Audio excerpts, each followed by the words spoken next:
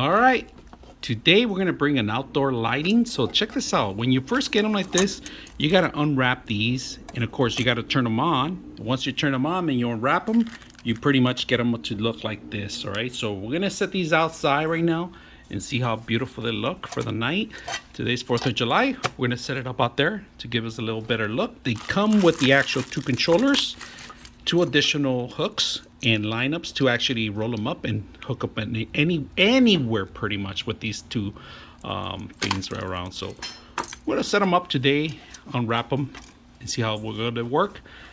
Day to night mode, waterproof, water resistant, weather resistant. So we're gonna put them out there. Of course, solar panels in the back and charge built-in batteries. So let's go ahead and take a look and put them up at night.